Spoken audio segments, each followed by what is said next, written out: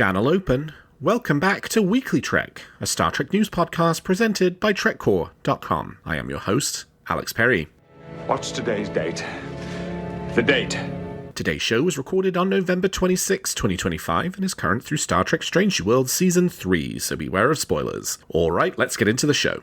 Good day, Voyager, and welcome to A Briefing with Neelix.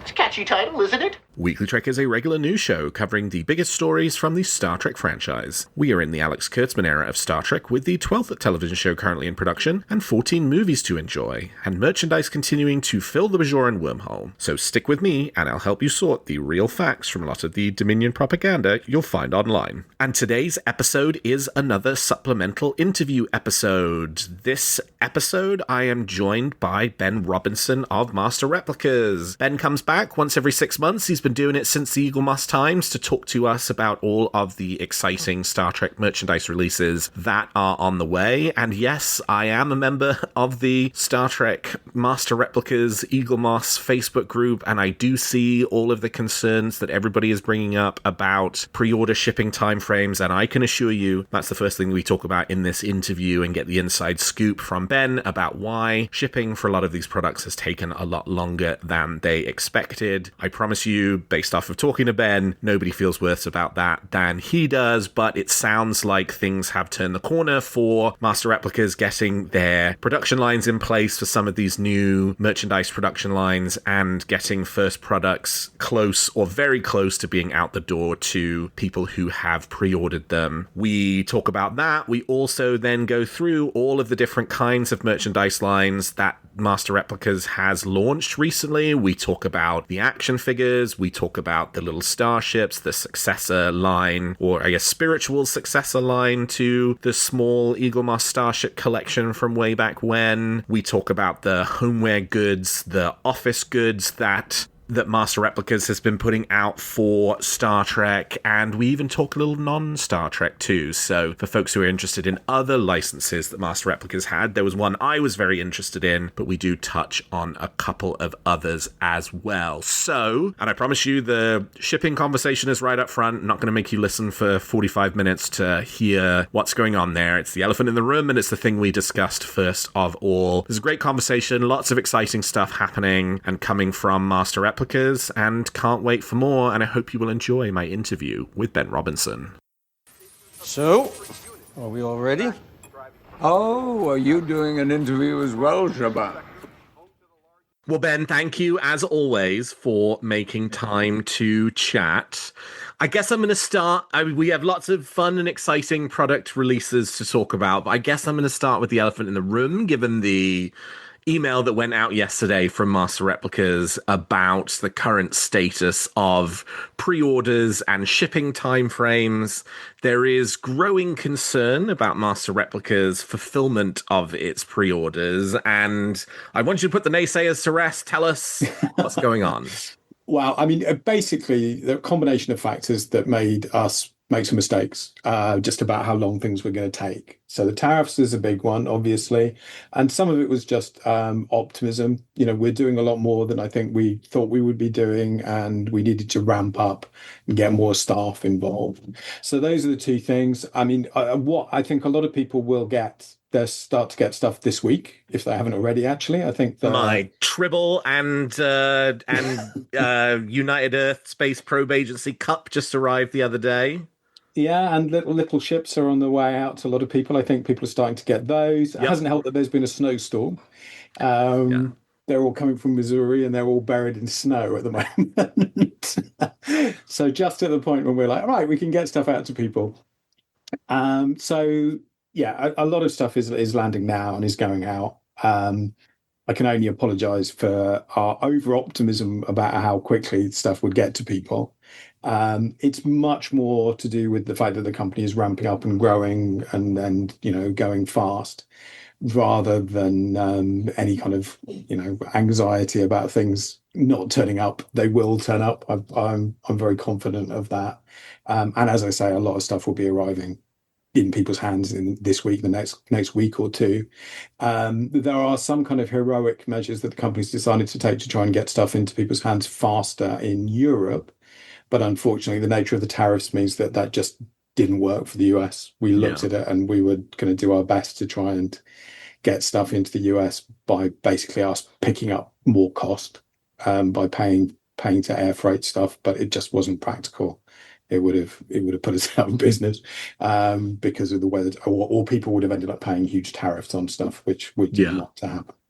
So yeah, everything is starting to move now, and I'm here to apologise for the fact that it's taken as long as it has. Really, Well, I will say on the plus side, I mean, things that were shipping earlier this year were taking weeks to arrive, and I got the shipping notice for the cup and tribble, and like 3 or 4 days later, it showed up on my front doorstep, which was a very nice surprise.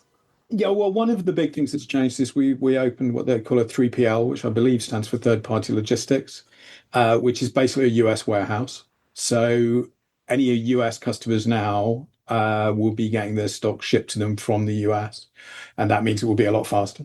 So I mean, that's part of what's been going on, part of what we had to set up.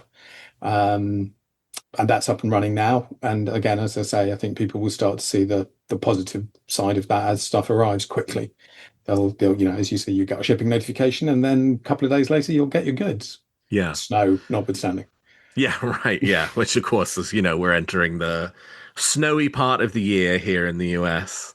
Um, Awesome. Well, I'd love to just kind of like run through the current Star Trek and maybe even some non-Star Trek product lines Hmm. that Master Replicas has and just kind of talk through, things that are available right now, what's, current status of them, what's maybe coming next in some of them.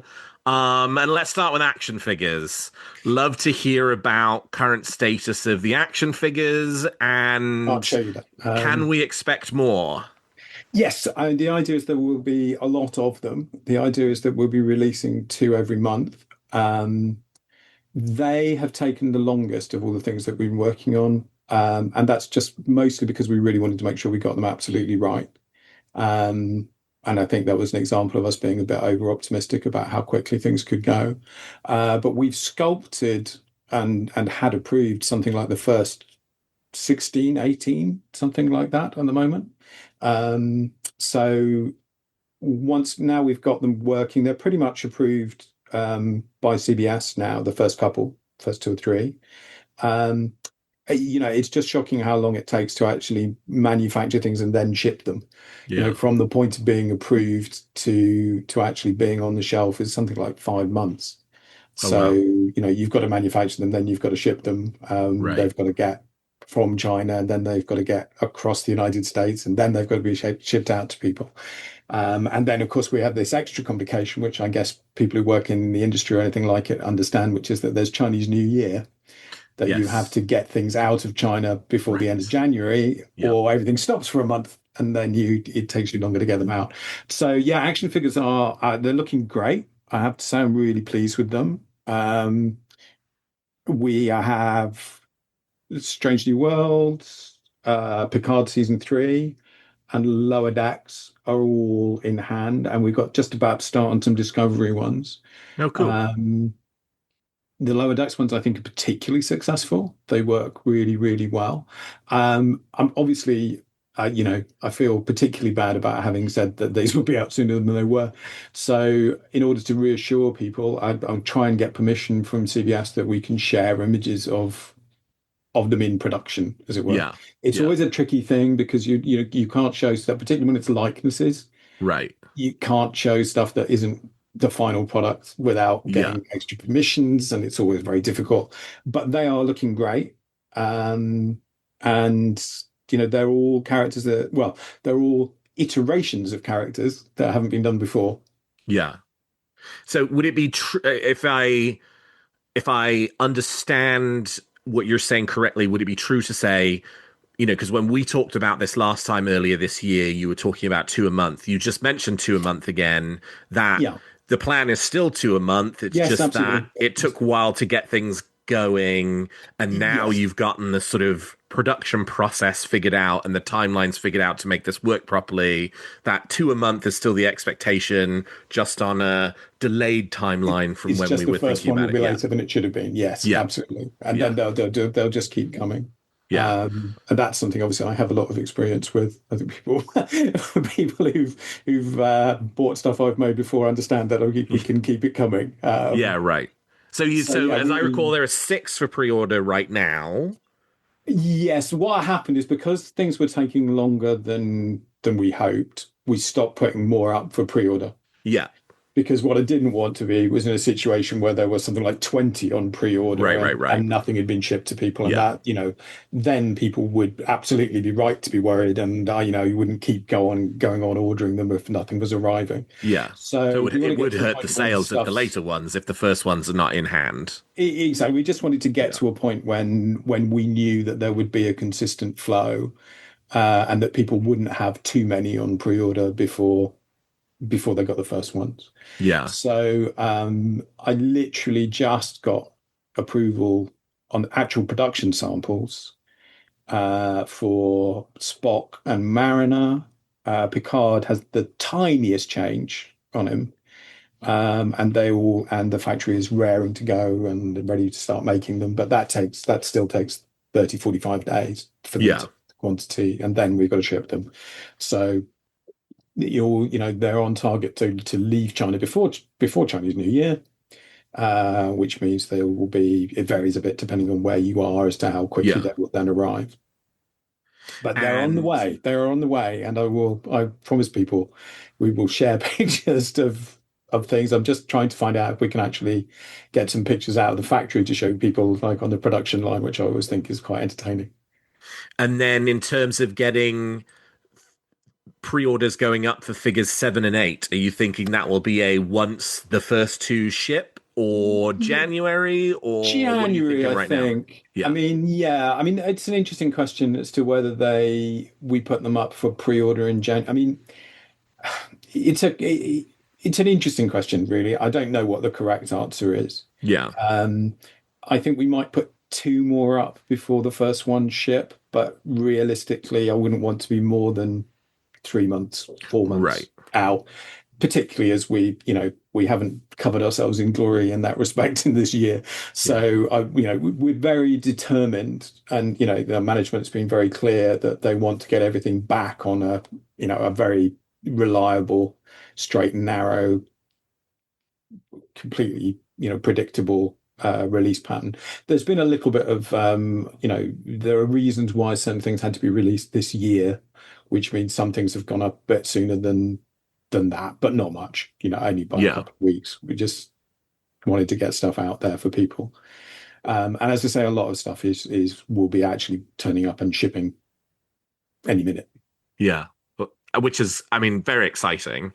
And generally, I mean, in terms of, pre-orders across the first 6 action figures, sounds like if you've prototyped up to 20, you're feeling pretty good right now about the prospects for the length of the line. Well, we're committed to doing one of the things about doing them every month is that you kind of commit to doing quite a lot of them. Right. They take a good year to go from beginning to end. So, even if nobody buys them, we probably have to release 20 at this point. I mean, I'm optimistic that a lot more, that there'll be a success there. They're great. But yes, I mean, we've committed to, I think we're just looking at the 20th-ish sculpt at the moment. Yeah. It's a good time to be a Star Trek action figure fan. Well, I hope so. I really do hope so. I hope they scratch some itches. I mean, the thinking with the action figures for us very much was that people already had a lot of Playmates action figures. Right. Yes. And that 4.5-inch scale, 4 3/4-inch scale, is something that people are attached to, and that they haven't been able to buy the more recent versions of the characters. So the idea is to do something that it extends the collections people already have. Yeah. Rather than revisiting all the same things that everyone had before. Yeah. And I think that was if you're a new company coming into the space, I can see that you sit there and go, well, we must do Kirk and Spock and Picard and Worf and, all of those things. Um, but I know, having been a Star Trek fan since before I can remember, that you want the new stuff. You don't just want the same thing again in another version. At Yeah. least I hope Right. not just. Yeah. Okay, so that's action figures. Little ships. Yes. Also a somewhat continuation of a previous line. The stands are different, but the ships themselves are sort of seem like they fit pretty handily with the OG Eagle Moss line of starships. Yes, I think that's the intention. I think Yeah. that's fair. Um, I was involved in the move to the larger ships at Eagle Moss, um, because it made more sense from a business model. But we know there's been a desire for people to continue with the small ships. And obviously, Eagle Moss didn't really make anything from Discovery onwards in that Right. kind of scale. Yeah. So there's quite a lot of ships that haven't been released in that scale. There are a lot of Federation ships, um, and yeah, they're very satisfying to see them back at that size. Yeah. And yeah, we took the opportunity to redesign the stands. Which I've seen positive feedback around. I think people Yes, who've that got was them always a in hand nervous are actually thing. very pleased with the new stands. Yeah, after 15 years, you're looking at them and you think, oh, how could we do the stand differently? Um, Yes, I mean the two things that are different, I guess, are one, the book part of it, Yeah. and I'm literally just working on the book for the D7, which we haven't quite announced yet, which is coming up any minute. Um, and those, I think, also because the state of Star Trek publishing has changed. Yeah. This is for me, There's very little. yeah, not for me. So, Yeah. but for me, I mean, there's a lot of stuff in these books that is the first time anyone's ever said or I've ever read. I talked to Michael Chabon, and this is a substantial interview with Chabon, and really, I think the most substantial interview that he's given. This is for the one that isn't quite out yet, the next one, Yeah. which is La Yeah. Sirena. But it's also got the whole thing about the origins of Star Trek Picard and his intentions for it and revelations about the characters. The Cerritos, which is shipping, Mike McMahon, we had a long conversation. He's like, there's a whole story about how Lower Decks came to be and how the characters evolved. There are things I didn't know that, like, Yeah. originally Rutherford was meant to be a kind of Seinfeld character who would be going on dates in every episode. And that you can see that in the pilot, that he Yeah. goes on a date Right. with the Trill ops officer. Um, but there's a load of stuff there that I didn't know. And I don't think has been out. There's just a lot more information in them. They're much more ambitious than anything we did at Eagle Moss or anywhere else. They're Yeah. 48 pages. They're quite substantial. And as I say, I was determined that they would have a lot of new information in them. Well, the only place that's ever so far managed to dig beneath the hood of what Brian Fuller's original Star Trek Discovery pitch was your designing Discovery Starship book that you did in the latter days of the Eagle Moss era. I mean, that's the only place I've ever seen more than just like the tamest of hints around what the original plan was for Discovery while Brian was in charge of the show. Well, in that case, you're going to need to buy the Discovery and the Shenzhou models. Okay. Because we talked to Brian and to Akiva at great length about Brian's original plans and then how those plans changed. So, yeah, if you thought there was information in the Designing Starships book, this is going to take it to another level. Oh, interesting. There's a lot there about Brian's plans for a parallel, not the mirror universe, Yeah. and about what he was looking for. As well, of course, there's a lot of information about the design of the Discovery and the Shenzhou, which, to be fair, a lot of that material has been covered. So one of the reasons I wanted to do something bigger, was to give people something new, so that we're looking at the context that the ships were created in, and the sort of intentions for the show and the characters, as well as the kind of super detailed stuff we've always done, but I've always done, Yeah. about the design and trying to show as much concept art as possible. So yeah, You, lots of information no one's ever seen. you mentioned the D7 as one of the upcoming releases that hasn't been announced yet. Is that Kelvin Timeline or Strange New Worlds or Discovery, Well, I it's the guess? same model. Yeah. Interestingly, it's a different color in Strange New Uh-huh. Worlds than it is in the Kelvin timeline. Oh, interesting. So, no, sorry, not the Kelvin timeline. Sorry, I meant Discovery. Discovery, Sorry. Discovery, The, yeah. the Kelvin timeline, we haven't touched the Kelvin one yet. Yeah. So this is the Discovery one. Yeah. Designed by Ryan Denning for season 2 of Discovery, and has appeared on Strange New Worlds, Yeah. but is a different color on Strange New Worlds to Discovery, or at least It's in one of green its in Discovery and appearances. gray in Strange New Worlds. That's right. Yes. Yeah. Yes. So Strange New Worlds, it's much more like the Katinga. Yeah. So okay, because you're doing these books for each of these ships, and like, I mean, obviously Discovery, you talked to Brian Fuller about Discovery was originally like, and like, that's an easy, and the Cerritos, it's the origins of Lower Decks, and like La Serena, it's the origins of Picard. But like when you get to doing the Klingon D7 in Discovery, how do you think about like what's an interesting hook for doing a So piece of Star that is Trek about journalism? that's about Brian's original plans for the Klingons, Yeah. and about how that changed.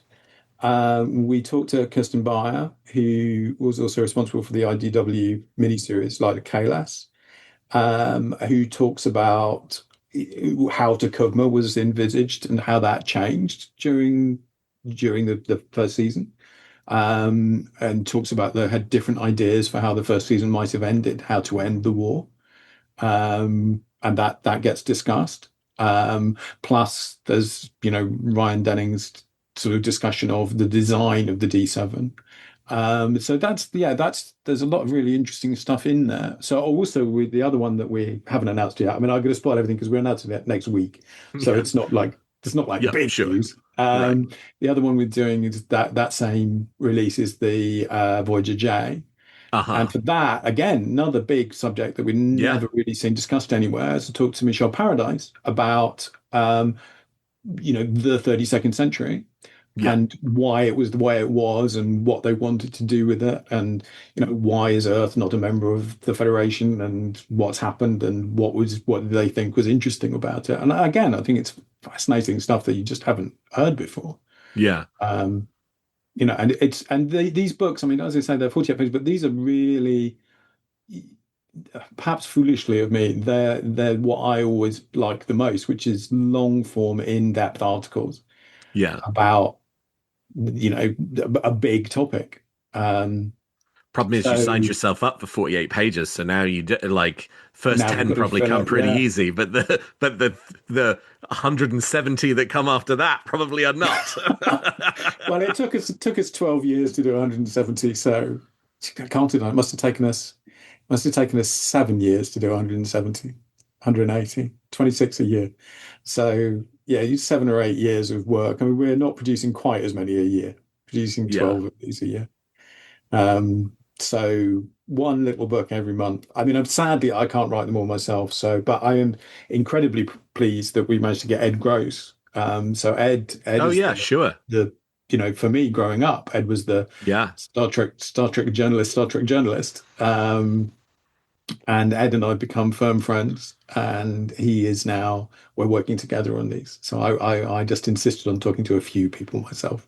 Are the two of you, because of course Mark Altman would never do this, but I mean, the 50-year mission only goes up to 2017, and then it stops, and there's been a lot of interesting stuff that's happened since then in the Star Trek universe that, like, it sounds like you're sort of laying the foundation for having a lot of that information. Well, I think, one of the things that's changed is, I mean, and it's not specific to Star Trek, it's just the nature of the world, is that kind of documentary magazine publishing is very, very hard to maintain now. Yeah. So that outlet isn't there. There's a lot of relatively short kind of after tracks podcasts, those kind of things where but they're all very corporate and highly sanitized. Not for me to say. Yeah, I'll say they're very corporate and highly sanitized. Well, they're also designed to be consumed briefly. Yeah. They're not a kind of big read with big ideas and big thoughts, Right. Well, they're not messy. I was delighted. I was talking to Michelle Paradise a couple of weeks ago and talking to her about, philosophically, how is the Federation different in the 32nd century? There's a kind of there's a sort of paternalistic authoritarianism, I think, about to the 60s and 80s and even 90s Star Trek, where the Federation is very confident that it's right, or we're very confident the Federation is right, and that there's a strong feeling that the world is perhaps a little bit more complicated, and it goes back to Brian's plans for the Klingons, that he wanted to suggest that there might have been some justification for why the Klingons felt anxious about their cultural identity. And these are, this is the kind of big thing that Star Trek's always been about. And it's really satisfying to be able to explore that in written form, while making a very nice little model of a spaceship. Yeah, well, which I'm fully aware is what most people want. Yeah, but I'm fascinated by this because part of what's really interesting about the history of Star Trek is the messiness of the creative process. And I don't mean that in like a negative or a denigrating way, just in terms of it's a group of people who all have ideas, who are iterating those ideas, and like stuff comes up and it doesn't work and it gets put aside, and then a new idea comes up and that's what they decide to go with. And sometimes the thing that makes it on screen is not the thing that was originally envisioned because budgets are real and constraints are real, and the thing that materializes is maybe not what was originally envisioned because of those things. And some of the most interesting, like the after treks and the official Star Trek podcasts of the world, like they really don't touch that piece of it. The thing that ends up existing is the thing that was intended and the thing that was worked towards and the thing that you should go out and watch, because the purpose of products like that is to make you go and watch the thing, because they're oftentimes released in the run-up or around the thing happening. But you get, we're 5 years past Picard season 1 and 2 years past the end of the show.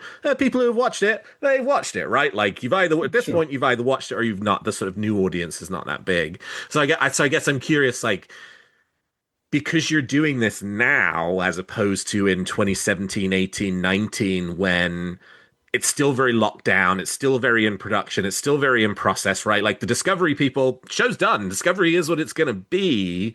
Do you find that people are more willing to not necessarily open up about like drama or conflict, but open up about the sort of messiness of the creative process and the reality of the product versus the constraints that they were under? Like, is it easier doing this today because it's today versus if you were doing this during like Discovery's first season? I don't know is the honest answer to that, because I think one of the few people that asks the "how did you get here" question.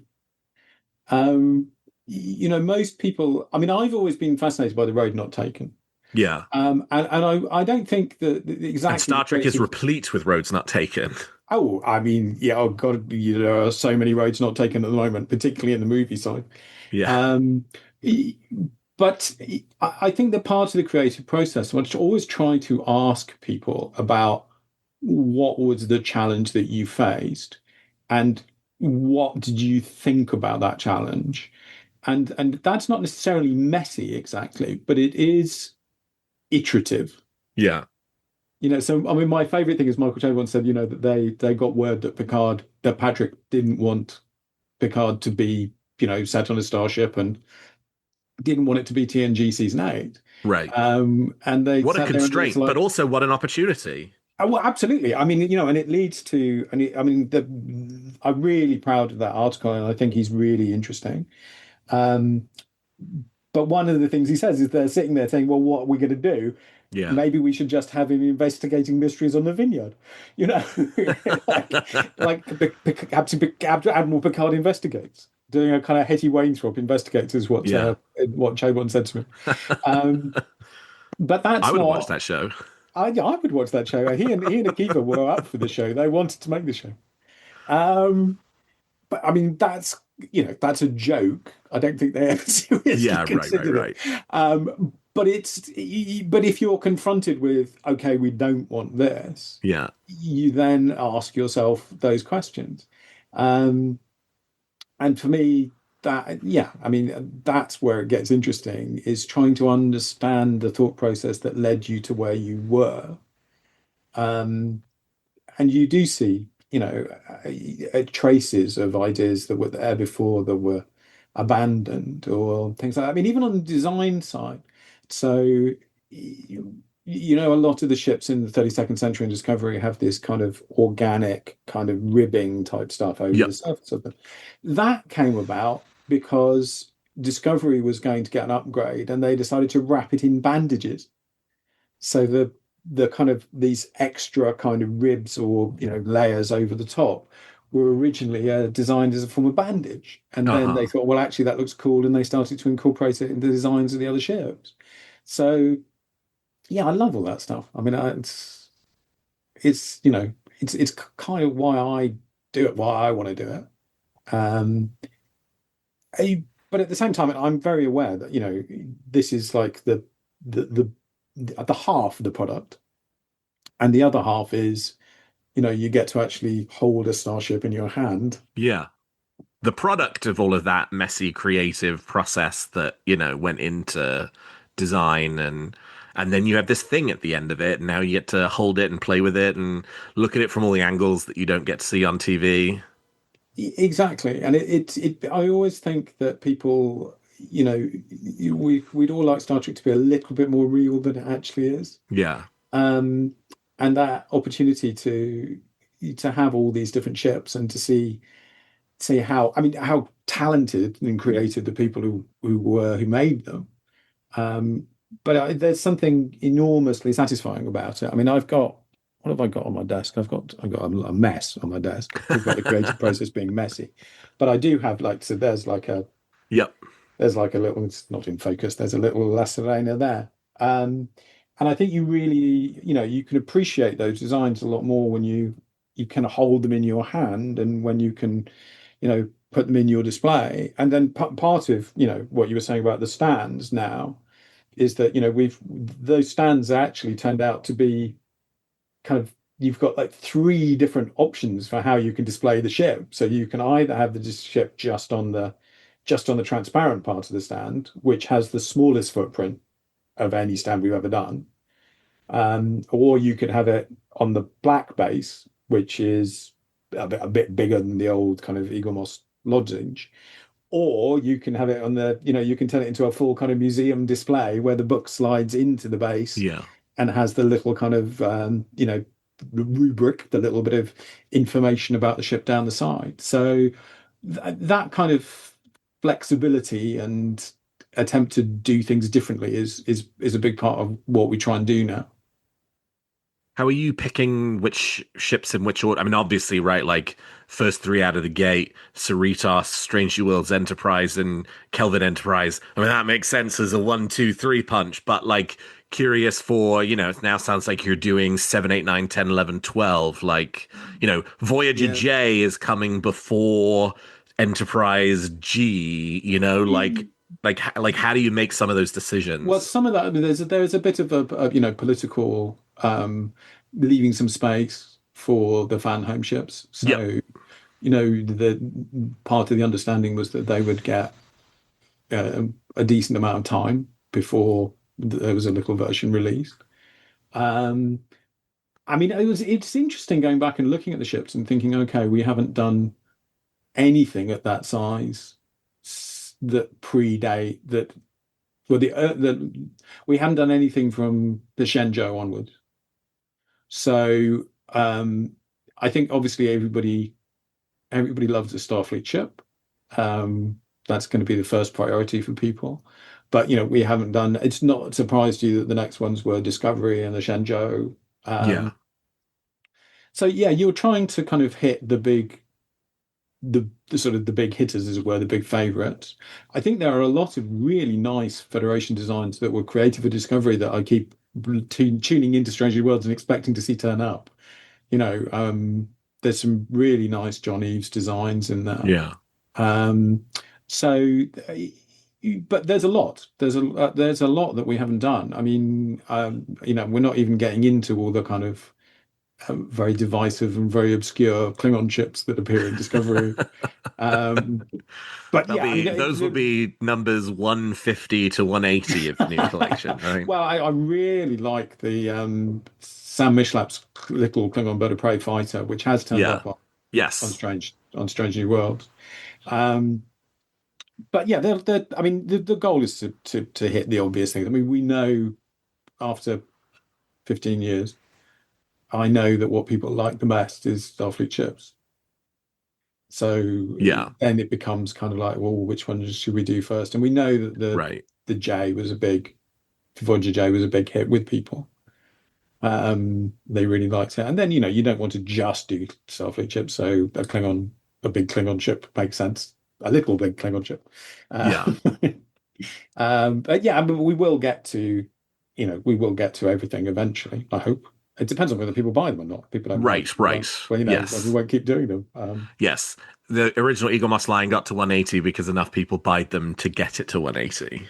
Yeah, exactly. Bought them. Yeah. And I hope, I mean, I hope people aren't at the point where they're going, oh my God, I can't fit another one of these in my house. Never. No, and you can choose. I mean, obviously, a lot of those ships are now only available. Well, pretty much all of them are now only available on eBay. Yeah. There's a small amount of stock still out there in the world, but not much. So, if you have an itch to scratch, that's the goal with these. And they are really satisfying, nice little models, and they are related to the shows that have been on air in the last, I guess, almost coming up to 10 years now on Discovery. Yeah. Well, and you're not doing a subscription. So if you want to buy them all, you buy them all. If you want to buy just a handful, you just buy the ones you like as they come available. Yeah, absolutely. And I think they are very, and they come with a great book, and they're very satisfying. So it's very, and we know people have been saying they want little ships again. Be interesting to find out if it's true or not. Tell me about the board game. So the board game is something that's been sitting there for a very long time. I did it ages ago. It's an existing game, which is called Destination, which exists for a variety of different licenses.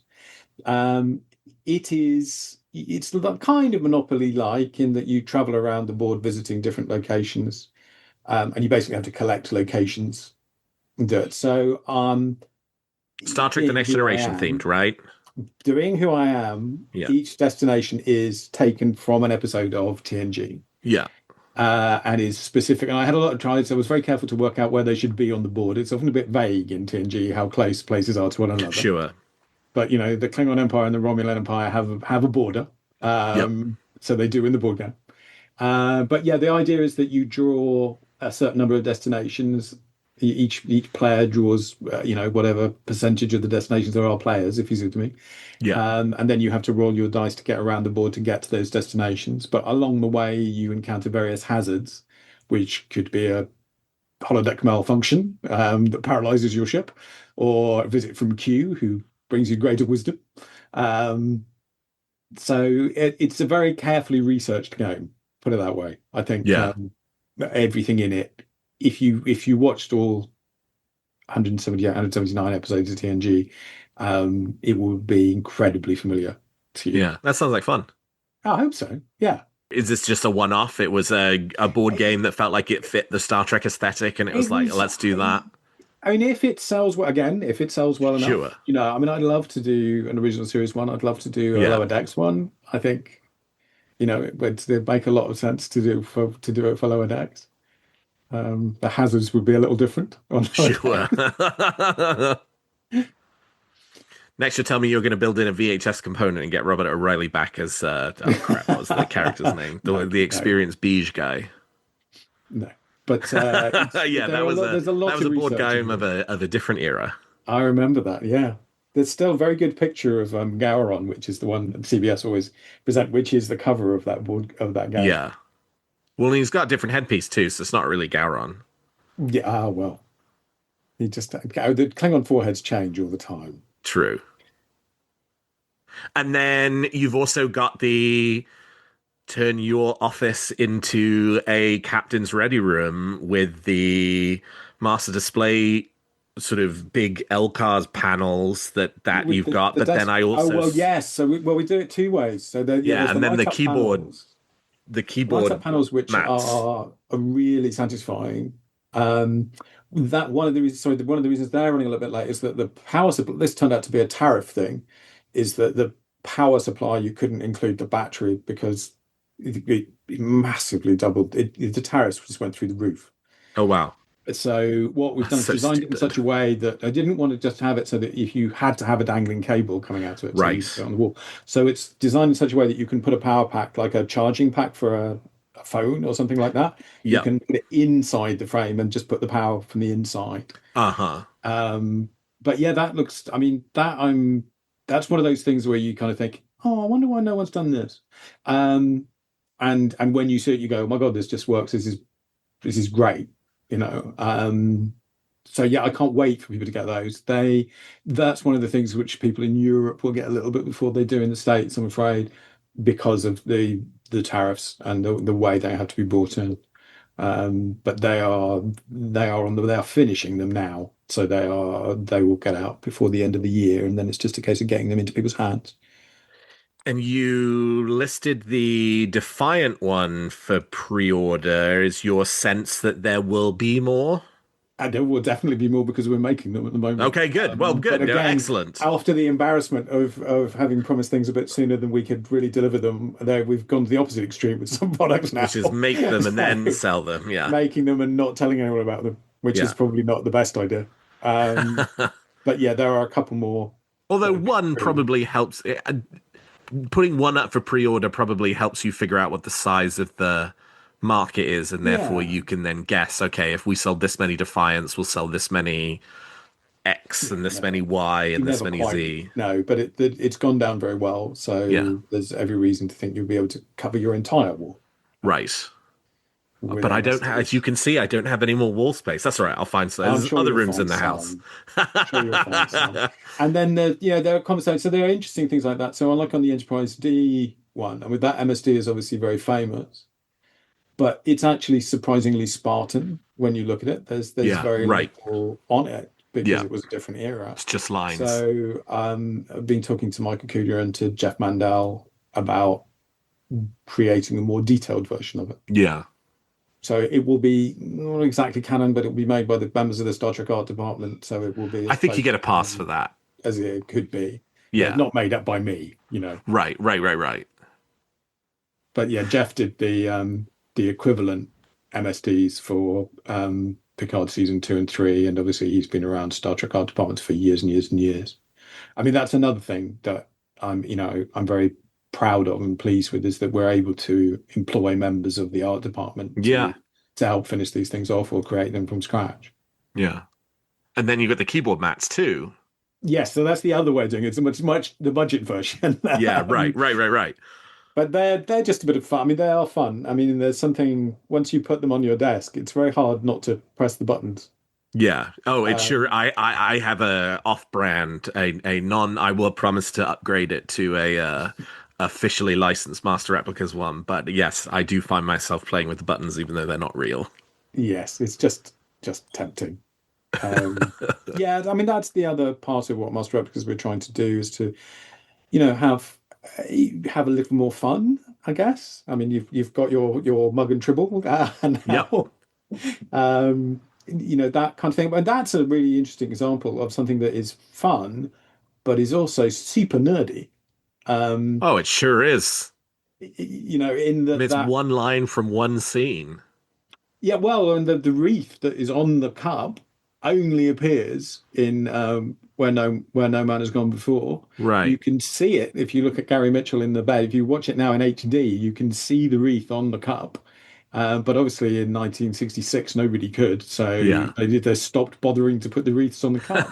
But that wreath came from Glenn Swanson had sourced it. It came from Gene Roddenberry's files in UCLA. It's the exact artwork that was used in the original series. So, on the one hand, it's like a jokey cup. Yeah. On the other hand, it's a real kind of very carefully researched piece of Star Trek history. Well, you're getting pretty deep in the Star Trek drinkware line, I mean, Mhm. there's this one we're just talking about, the TOS sort of porcelain mug, but you've also done the Bodum tea set for the Next Generation. You've done the Hot Joe uh, mugs from Deep Space So yeah, Nine. we haven't managed to get those yet. I'm trying to get in touch with the Oh, you've company got the that make little those. ones, It's well, so I hadn't the realized Replimat. until I started doing this. So there were quite a lot of different mugs on Deep Space Nine, and you had a different mug depending on where you were on the station. Right. Um, And then another one on the so Defiant. so the slip and slide ones, the ones with the wide bottom base, they were from the Replimat in the Promenade. But then there are some other bugs which I'm trying to sort out. Um, it involves getting in contact with the company and getting the right conversation going, Yeah. which were used in ops or in people's quarters. So there are actually three different main Yeah. mugs. Plus, there's the sort of one-off Quarks mug. Yeah. Oh, I would love the Come to Quarks mug. I would love that. Well, it's on the list. We try and get to it. I mean, Good. Because so far, like, I went out and saw if I could find it, and like, I think the Star Trek shop did just like a regular mug that had the graphic printed on it, but that's not what I wanted. I want the yeah. Come to Quarks. Quarks is fun. Don't just I mean, something what's run. fascinating about this is that you quite often find that this was a standard production mug that has gone out of production and that Yeah. you can't just get them anymore. So like with Bodum, I hadn't realized they stopped making those 7 or 8 years ago. Uh-huh.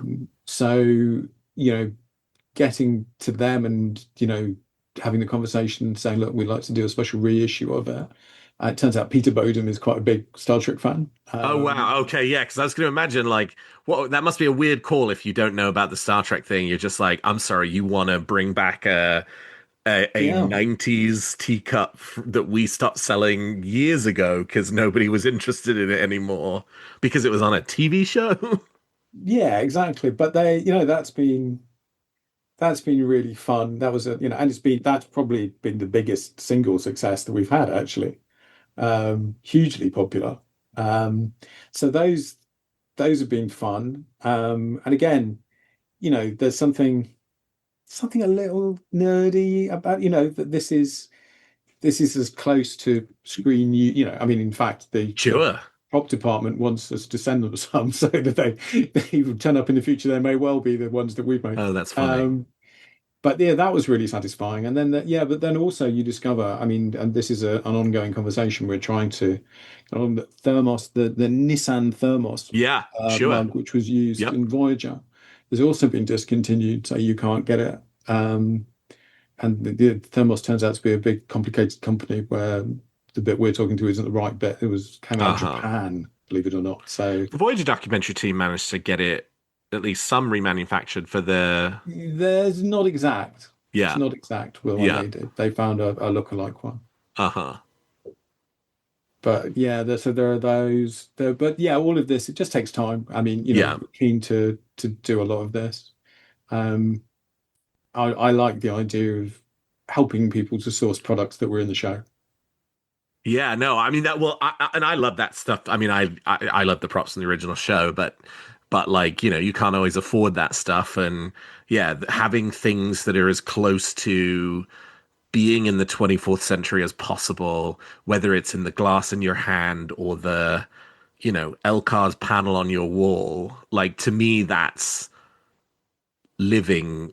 I mean, it's the closest you're ever going to get to living in the 24th century, you know? Because, like, it's not Yeah. real, but, like, for a moment, holding a mug with the in your peripheral vision the defiant Elcars and your keyboard mat in front of you, if you squint enough, you're as close as you're ever going to get, you know. Yeah.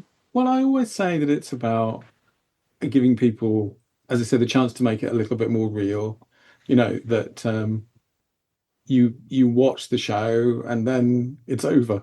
And Yeah, right. and it's nice to be, to we all have our desks and we always have this little bit of kind of identity around the desk of who are we, and you have a little group of action figures standing there, or a few ships on some stands, or your desk mat is a very accurate recreation of the ops station on the Enterprise D. All of that. It just sort of expands your experience of the show, just makes it a little bit more than a TV show you watched and was over after 47 minutes. Yeah. So I have one non-Star Trek question, Yes, we which do quite a lot is of non-Star Trek yes, stuff. you sure do. I'll come here and talk to you about it all. As the only company making licensed Stargate products, you must be pretty pleased about the announcement of the new show. Yes, yes. I mean, we kind of knew it was coming at some point. I mean, Stargate is one of those. I suppose it is inspired by the original Star Trek. I mean, there's no way Stargate would be the way it is if it wasn't for Star Trek. I mean, Teal'c is Spock, and etc. Yeah, etc. well, just the idea of people who go to a different planet every week. Yeah, I mean, right. That's pretty much a Star Trek thing. And yeah, I mean, it's been fascinating and gratifying to discover how passionate a lot of Stargate fans are. Yeah. And and just how much of it there is, and how rich a mythology, literally, in Stargate's case, it is. And I think it is kind of, it's a little bit odd that it hasn't been on air for however long it is now. I'm trying to think. I mean, they raced their way. I mean, it's Star Trek is 900 and something episodes, and Stargate's probably 300-ish episodes. But I mean, they speed ran that in a short period of time. Yeah, I mean, they I mean, Star Trek always, you never get more than 7 seasons. Whereas Stargate, if you're producing 22, 24 episodes a year and you do 10 or 11 seasons, then you rack those numbers up. But I mean, I'm as excited as anybody by the prospects of a new show. I think, I'll give you another example of something. So we have a license for Blade Runner 2099. Yeah. And the other thing that's arrived this week and is shipping out to people is our Blade Runner original, well, as it appears in Blade Runner 2049, Deckard's police spinner car. Yeah. And that's something that I have always wanted to do, and I'm really, really pleased with that model. And I think it's one of the best things I've ever been involved in. So that's out, but it's really gratifying, and everything I hear about Blade Runner 2099 is very positive. Ed Gross has been working on a book on it, and he says it's really good. And not that we have a license, but I loved Alien Earth. I thought that was a really good show that kind of, after some detours, I think we could say, in the Alien franchise, it kind of rediscovered a lot of what made Alien special in the first place. So it's always a challenge, and I hope with Stargate, to come back to your question, that they'll find a way of revisiting it that maintains everything that was good about it in the first place. And it's not always easy for people to know. Yeah. And obviously I hope they have some spaceships in it, as well as some more Stargates. I mean, obviously the new show is years away, so new products for a new show are years away, but in the 2026-27 timeframe, more Stargate products on the way? Yeah, we haven't. Yes. So, I mean, with Stargate, well, part of the difficult part was tracking down all the original VFX assets because Yeah. when we can, we do. And we Got to managed rebuild, to. got to build new relationships. It's not like the Star Trek art department people have them. No, exactly, exactly. And it's not like I can call my friend Dan Curry and have him tell people to give me things. Right. Uh, um, but yeah, so we do. We haven't yet done the Alkesh or the Taltak or the Orion or the O'Neill class. We've done very similar. The Bill Skirner, Yep.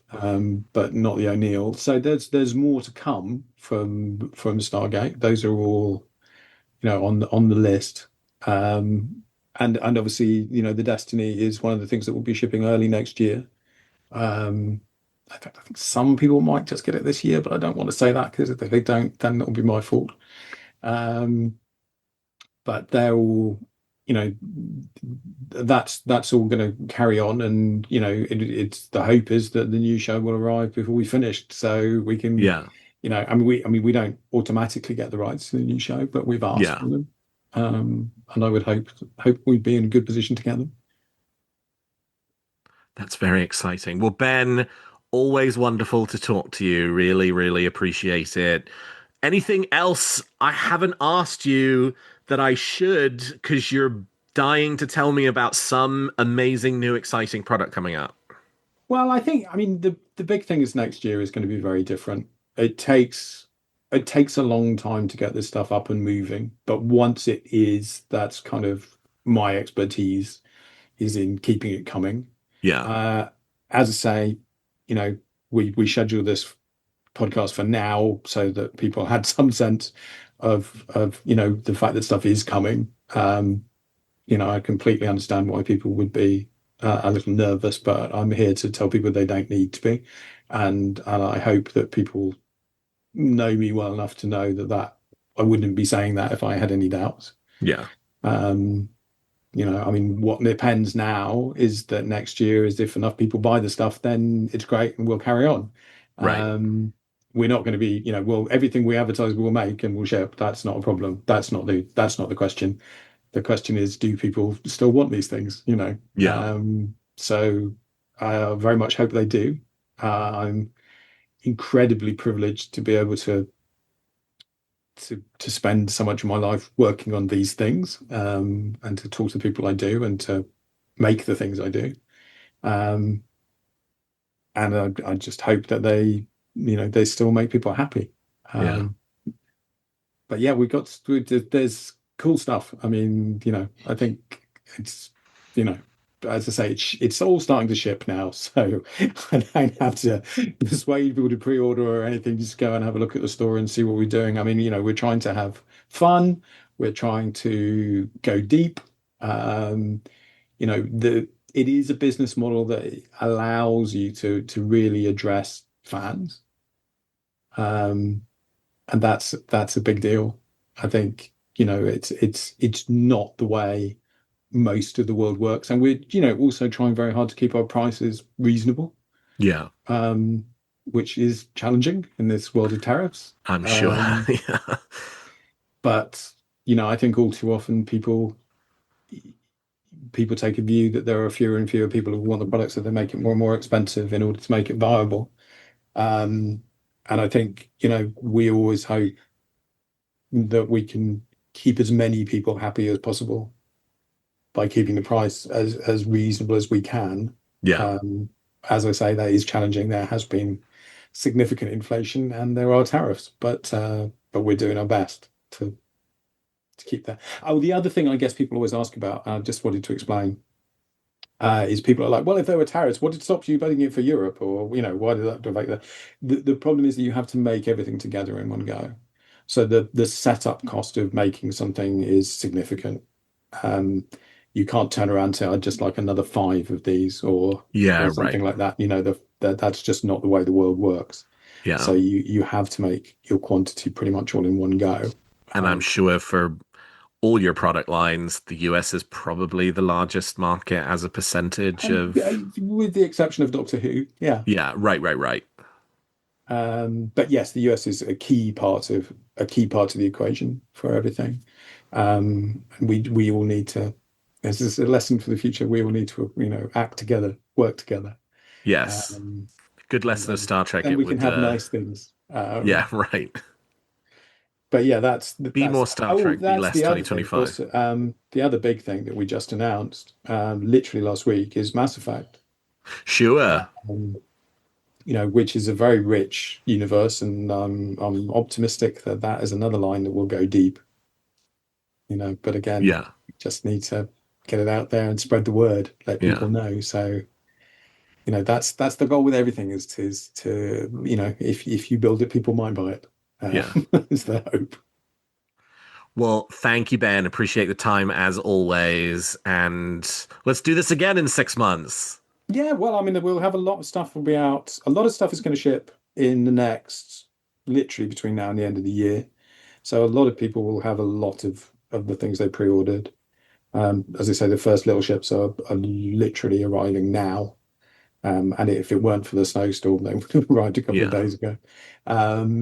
And then, a lot of the kind of big statement pieces are coming out now as well. So the Blade Runner spinner, the Ornithopter. And then, yeah, we'll have a big song and dance when we finally get the action figures out Sure. in the spring. So, yeah, I'd love to come and talk to you about that and show you as many action figures as I can at that Oh, I point. can't wait.